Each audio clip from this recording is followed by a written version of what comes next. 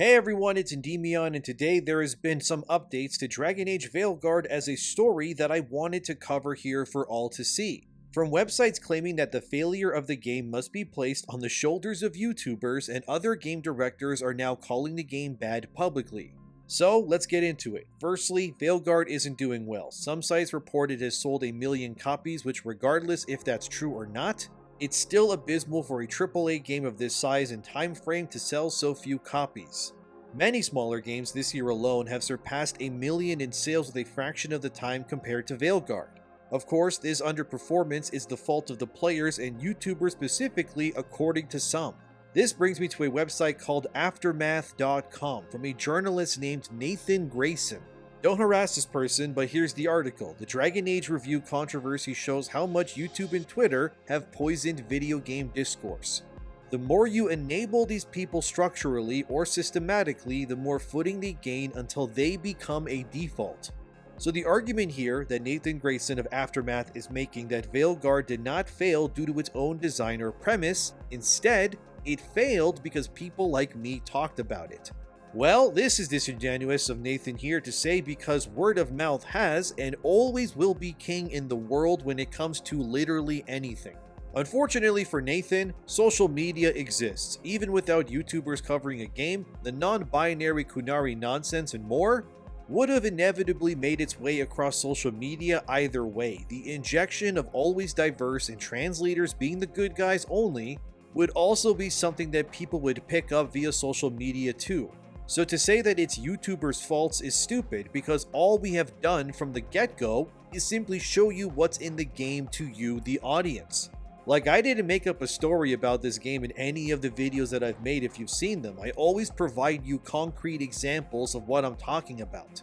I don't just say the faction leaders are all led by women or trans people because I literally show you the evidence from my own gameplay that I recorded when I played the game myself. When I tell you that the writing is bad, I show you cutscenes that are pulled straight from a copy of the game itself. I am not using AI to make some weird Dragon Age cutscene to push a narrative. Anything and everything that I've shown people through my content is simply what is in the game itself. So to get mad at people for showing things in a game and then getting butthurt that said game fails is ridiculous. All it means is that this Nathan Grayson guy wanted you to blindly support things without any context. Which is interesting coming from someone who calls themselves a journalist. You're supposed to be the medium between the audience and the corporations. But these days, games journalists are instead very tied to or completely absorbed by the said corporations that they're supposed to be here to criticize and keep accountable. And because of this, it has fallen on the shoulders of people both outside of the industry and its yellow tape and the game's journalism sphere as well. And this is where people like YouTubers or streamers and Twitter accounts come in. Regardless of how much these people attempt to act like things are ruined by these groups, the people will find a way to seek the truth and keep others accountable. And it sure as hell isn't going to be the game's journalist, as we all know. Grayson had a lot to say in this article too. Nathan has the podcast linked in this article, but the article itself shows a written version of a section of this 1 hour and 22-minute podcast. I guess my doomer-pilled concern about all of this is that as the American fascist project continues to grow in power and all of these platforms facilitate these ways of talking about things, conspiratorial thinking and whatnot, do we reach a point where this becomes the default? Because I would say that right now this is not the way most normal people talk about games or engage with them. A lot of people, as we see even based on Dragon Age's Steam numbers right now, saw this game, thought it looked cool, bought it, and now they're playing it. If you look at Asmongold's most viewed video about all of this, it has around 1 million views. 1 million sounds like a lot. But this game will probably be bought by north of 10 million people, so it's a fraction. And even then, a lot of the people who watched that video were probably never going to buy the game anyway. Already Nathan is being moronic. Firstly, he shows his political stance almost immediately. So in his mind, the way games are going and the conversations around it, if you talk badly about games or criticize them, or don't get your information from trusted sources according to Nathan, you're a fascist. Are we really going there? People didn't like the fantasy magic game and now you're going to call them fascists over it? No wonder nobody takes you guys seriously. You can't just call everyone that doesn't agree with you buzzwords like fascist and then think it's okay. Look, Dragon Age Veilguard is not Dragon Age anymore, it simply isn't. Actually, recently, because I got depressed after beating Veilguard, not because I missed playing it, but because I missed what Origins stood for way back when, I stumbled upon a documentary for Origins on YouTube. I'll link it in the description if you want to watch it in full yourself, but here's what the Dragon Age Origins teams believed that world, this franchise, was meant to be. So in this video, you're going to see Mike Laidlaw, who used to run Dragon Age but left prior to Veilguard, speaking on the game's direction. So let's watch a clip of that right now. When you're working with such a big creative team, everyone is coming to the table with their own style, with their own techniques. And as the development process goes along and you start building a world together, it becomes one language. And that language becomes something like Dragon Age Origins. We set down to design the combat system for Origins. I think we were trying to modernize a classic. Baldur's Gate 2 has always been a reference point for us as the game that really let you feel like you were mixing classes, abilities, combinations, smart planning, and on-the-moment thinking. So we decided to modernize that. Realistic combat fighting styles, like actually, the weight of the sword, the presence of a maul smashing into a body, all of these things are really key for us. And I think what we resulted in is something you just have to think of as like sword porn. It's for the enthusiast.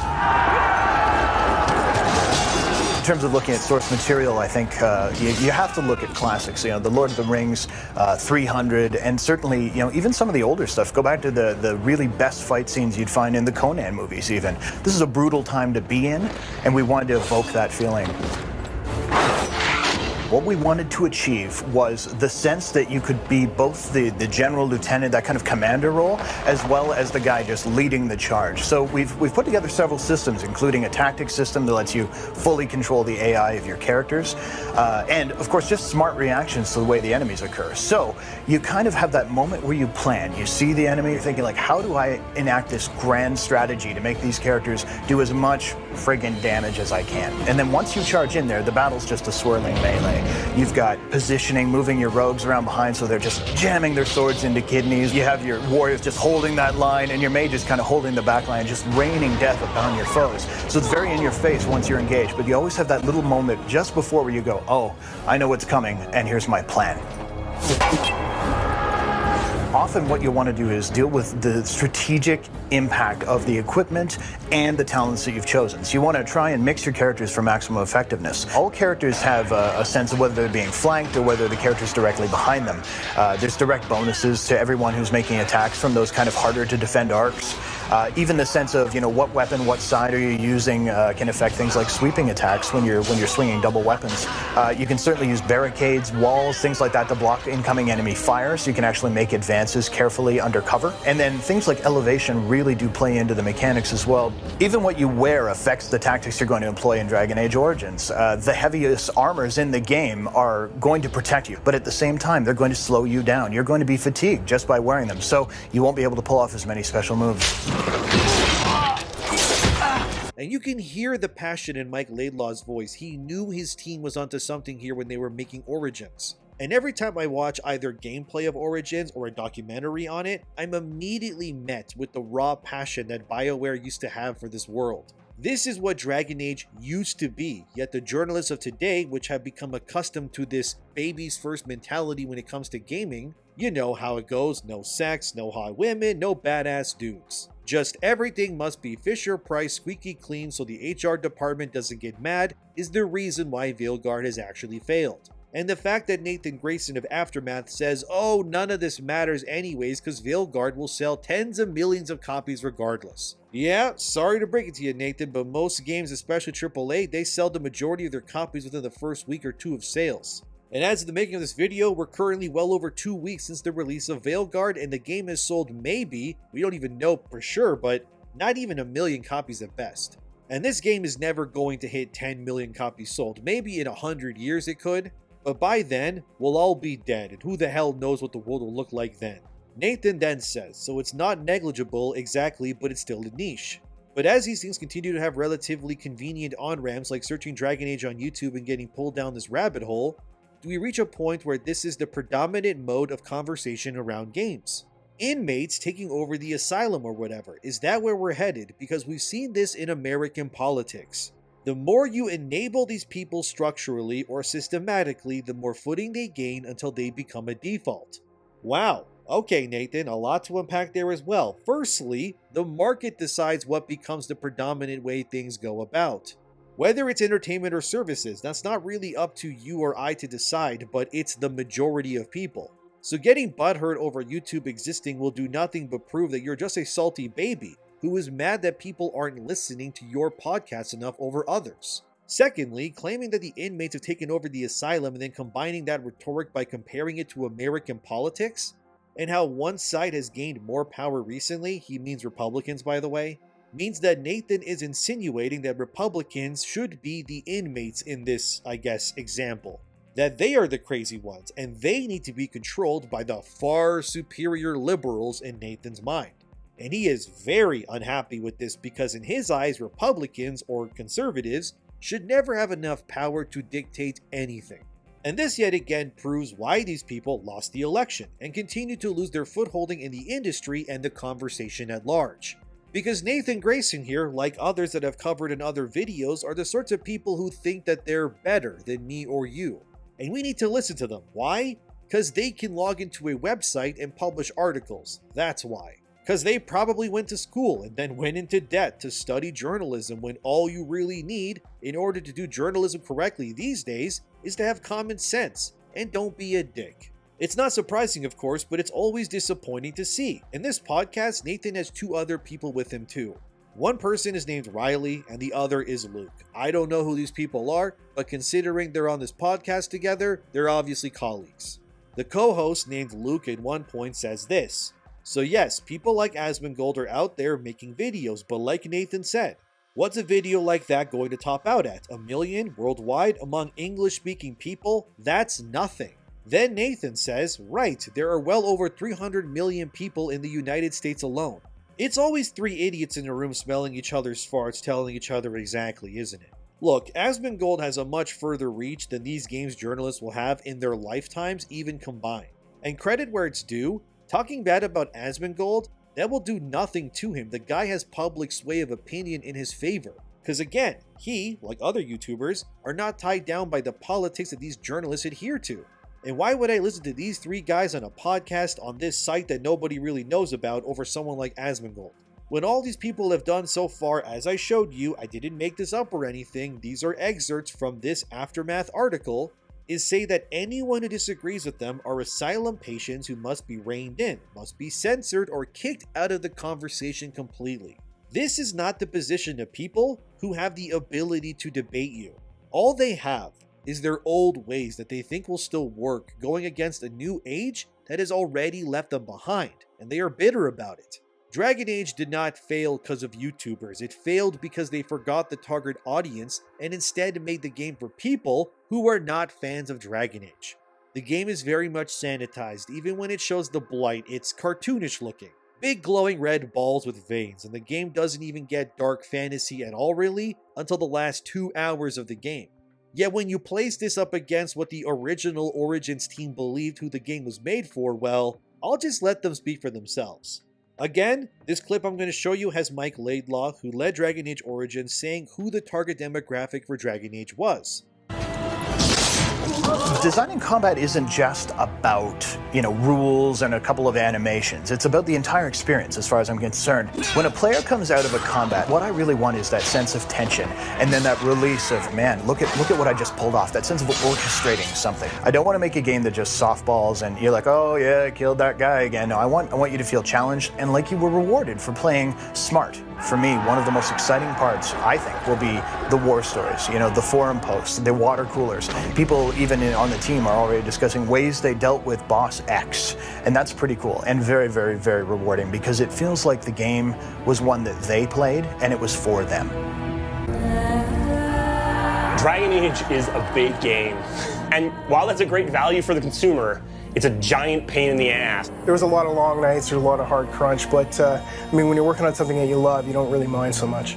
Working with our team was awesome. Everybody put in 110%. It was big. At our peak, we were around 150 people, but we really came together as a team. And it doesn't really matter anymore if you're a programmer or you're an artist. It just matters that you want to make the best thing possible. I think one of the greatest challenges was understanding that our audience has grown up. The industry as a whole is older.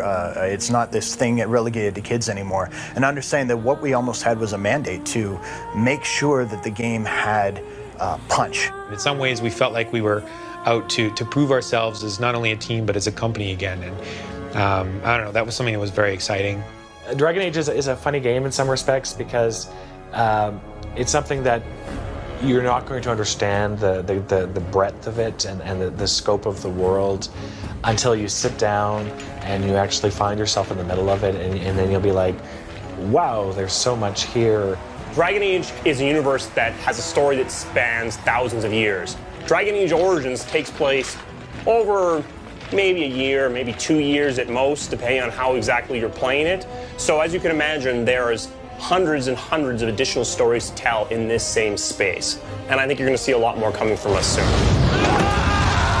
And as you just heard, he said it plain as day. The audience has matured. They want dark fantasy. They're not interested in baby Disney fantasy. Yet instead, the crap we got now is like if you took a gothic castle and then you wrapped it in bubble wrap and put foam where there was any hard edges or surfaces, so that nothing can hurt you or challenge you or make you feel anything. Because you're not allowed to be threatened with anything out of your comfort zone in this game. For God's sakes, the game takes place in the Tevinter Imperium of all places. Did you know that Tevinter has been well documented for being a place that practices slavery openly within its society? And not only that, but Tevinter mages also regularly utilize magic that is forbidden in other parts of Thedas, like blood magic for example, in public. Tevinter is meant to be this extremely dark and awful place for anyone who isn't the ultra wealthy or magically gifted. And if you're an elf especially, you are treated like you are less than the dirt on the ground. The Tevinter mages literally destroyed the elves by using magic that they were given access to by the old gods. Yet when you play Veilguard, none of this will come across to you because Tevinter just looks like a more bland version of Dishonored's Dunwall. With none of the edge or character that you've been promised, I hate that the game opens up with what is objectively such a cool shot of Minrathous, which is in Tevinter, like you're in awe of it. And then you're thinking for maybe a second that Dragon Age could be back, and then it all comes crashing down. And these journalists are morons because even the game directors out here are thinking that Dragon Age Veilguard sucks. Like Thomas Mahler of Moon Studios, this is a bit ago but I never got around to covering it from Park Place and it's titled, Moon Studios CEO describes Dragon Age the Veilguard writing as infantile and terrible. Here's what Moon Studios CEO and creative director for No Rest for the Wicked said about Veilguard via Twitter, and I quote, I grew up in the 80s, even as a young boy back then, I always thought TV shows were low-effort trash. Because every show back then was trying to be as politically correct as possible. Every show was about happy families. Always trying to paint a perfect picture, always being careful not to talk about anything that could be in the slightest controversial. Then The Simpsons and Fresh Prince of Bel-Air dropped, and that stuff suddenly felt radical because every now and then, the writers on these shows dared to approach subjects that were real. And whenever they tried that, it resulted in episodes that were memorable. I like to think it's because the writers managed to put some of their own experiences in there. Then in the late 90s, The Sopranos dropped and suddenly it was clear that TV shows didn't have to be trash. That the episodic format could actually be used to give even more insight into characters, their trials and tribulations. And it kept going from that point on. We saw more and more TV shows that delivered excellent drama like The Wire, Breaking Bad, etc. Looking at games now, it's clear to see that we're apparently moving back to the Stone Age of political correctness. I just watched a Dragon Age playthrough, and it's quite unfathomable how infantile and terrible the writing is. Everything feels sanitized and dehumanized. I don't know why we're suddenly thinking that this is okay. Your job as a writer is to write about things that are heartfelt, interesting, and true. To draw people into that world that you created. And if this is the best that you can come up with, you shouldn't be a writer in the first place. I hate to sound so harsh because I'm sure these people had the best intentions in mind, but this is what happens when art is created by amateurs. When we have to walk on eggshells and don't dare to approach difficult subjects, you end up with a bland and bad product instead of art. Always approach writing from a human angle first, draw from your own experiences, and dare to approach subjects that might seem risky. Because often magic happens when we're okay with making ourselves vulnerable. End quote. And I agree with Thomas Mahler here 100%. I could feel the leash on BioWare being pulled the entire time I played the game myself. Yet people like Nathan Grayson at Aftermath, they truly believe that Veilguard, that should be the future of entertainment across the board. Completely sanitized, no edgy content at all, that just shoves agendas down your throat like white men bad, everybody else good 100% of the time. And then if you step out of line, you're a bigot, a racist, and the problem, instead of coming to terms with the fact that we as a people, as an industry, have very evidently lost the plot completely these past few years and then some. Why do you think that the best performing games of this year are full of violence and epicness? Helldivers, Space Marine, hell even Black Myth Wukong. Games that dared to show things or say things that other games these days aren't willing to do. And instead of celebrating Space Marine or Black Myth, they attacked them, called them games that appeal to conservatives. At one point, they made a video like I think 2 or 3 weeks ago about how Rock Paper Shotgun released an article that was titled "Why Play a Fascist? Unpacking the Hideousness of the Space Marine." And that article, and this way of thinking that everyone I disagree with is a fascist or racist and everything I like is objectively good and should become the norm, is why this industry is dying. Even IGN recently had an article titled "The Blockbuster Game Bubble Has Burst." And then they unironically put Concord and Suicide Squad in the main image too, proving exactly that they don't know what they're talking about. Blockbuster games are selling aplenty this year. Black Ops 6 had the biggest release in COD history. Space Marine 2 broke 4.5 million copies. Helldivers 2 has likely crossed over 10 million at this point. It was at like 8 or 8.5 million just a few months ago. Then you got stuff that also did really well. Tekken 8, Grand Blue Fantasy Relink, Metaphor Refentizo, Persona 3 Reload. Recently, Dragon Quest 3 Remake is like sold out all across Japan, for example. You have Black Myth Wukong. Should I even keep going? Funny enough, all the games that did the best this year are either a very small handful of Western games or the overwhelming amount of Asian-made media. So the only bubble that has burst is the liberal talking points within these games. Concord had pronouns, diversity, and zero white characters, and it brought nothing new to the table in terms of being a multiplayer FPS. And now Firewalk and Concord are dead for good reason. Suicide Squad lost $200 million and then some and ruined the entire Arkham franchise, while also making all the women amazing and all the guys idiots on purpose. Flops big time, no surprise there at all. It's like I always say, these websites, whether it's IGN, Rock Paper Shotgun, or this Aftermath, they never actually tell you why things are the way they are. You can say that Dragon Age Veilguard failed because it pushed agenda and had tons of stupid identity politics in it and sanitized everything and ruined the lore before it. And these websites will go, was it released at the wrong time? Is it YouTubers' fault? Has the blockbuster bubble truly burst for good? I guarantee you, had Veilguard been like Origins, we're talking dark mature themes, gore, lots of taboo topics like previous games, and had actual player choice, we would have seen likely the biggest game of the year, apart from maybe Helldivers or Black Ops 6, and I mean that. And then these websites like Aftermath with their podcasts will try to say, surely these games are failing because of YouTube chuds running hate campaigns, right? You dummies. It's because you and the people you align with keep making content for nobody. Like, how stupid can y'all really be? If you're selling something and nobody is buying it, you can't think that it's the customer's fault. Come on. Oh, nobody wants to buy my pizza. These customers must be racist. Never mind the fact that the only flavors of pizza I have are things that nobody wants. Like, I don't know, salmon on a pizza, or I have like rat meat on it or something gross. You can't be serious, guys. You can't blame customers for not wanting to buy your objectively bad products if you keep giving people bad things on offer. Like, just look at how these guys think on that Aftermath website. Here's one of the things the co-host Luke said. Right, and that doesn't include English-speaking people in Europe and the rest of the Anglosphere. I don't think it's something to be worried about as a discourse-shaping trend. It's more just a bummer for that type of content on that type of medium. It's going to go on its own journey, and during that time, people are going to be put off it. People might stop watching that kind of content and look somewhere else. They might look on TikTok or on blogs like Aftermath.com site. Bro, nobody is going to come to Aftermath.com over YouTube in 5 years or 10. You guys likely, you won't even exist in 10 years. This is the kind of crap that you're spewing. Let's be real. Then Luke says, in terms of Asmongold's reach on Dragon Age, and by the way, this article was published right before Trump was elected as president. So these guys still believed that they were the majority. Just listen to this. Obviously, the political situation in the United States shows that lots of people can if they're subjected to long and hard enough, but on a global basis, on a normal person basis, a lot of people will eventually be like, I think this guy's effing weird, or who cares? It's Dragon Age, or not everything has to be a conspiracy and a political gesture. I'm more optimistic than other people are with that stuff, but it's more of a YouTube problem than a societal problem. They need to sort that out.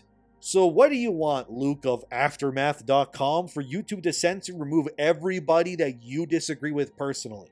All of these idiots, the Hassan Pikers, the Destinies, or these Aftermath guys, they all think the same.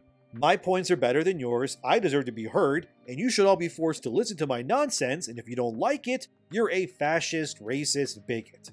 These people are clowns, dear viewer. The world is changing for the better right now. America is finally being led by actual patriots who genuinely care about the future of their country. And idiots like these are seething because they're realizing that nobody, not even the silent majority, believe or agree with them on anything. Gamergate 2 has absolutely cooked the industry this year, and they will try their damnedest to attack us more. Dude, I can't wait for the Game Awards. It's going to be so cringe. I can't wait for the presenters to use the award show to spew their political biases on stage. By the way, when the Game Awards happens, I will be live streaming so that we can all laugh together. But this is the absolute state of the industry right now. Dragon Age fails, it's just YouTubers' fault apparently. It's everyone except the people who took 10 years to make the game that they made. There are so many clowns in the gaming industry that they should all get together and just open a circus at this point. At least then they'll stay employed longer than they will if they cling to these dead websites that nobody listens to or watches anymore. The legacy media in this world is dying for a reason because nobody trusts them. They're all fake, they're all idiots, and they deserve the failure because they spent decades of their lives spewing misinformation and talking down to the players or customers and people, calling them everything under the sun. You truly believe that your politics and positions were the right way, and now you're finding out that your opinions and positions are worth less than a used copy of Veilguard right now. You reap what you sowed. You can keep crying all you want that YouTubers are taking your jobs, but ultimately, you just did this to yourselves. And if you want someone to blame, get up, look in a mirror, and think long and hard about what you're doing and what you've said, and how you've been abandoned by the general audience for being absolute morons on no one's dime but your own. And Dragon Age Veilguard sucks, so just go play Origins for God's sakes. Thank you for watching, subscribe, thanks to my supporters, have a great day, and I'll see you in the next one.